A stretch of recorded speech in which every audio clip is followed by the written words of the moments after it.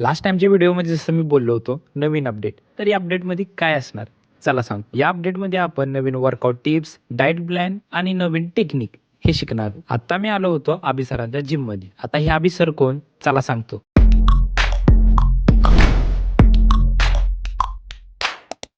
आणि यांच्यासोबत एक जिम बडी यथार्थ.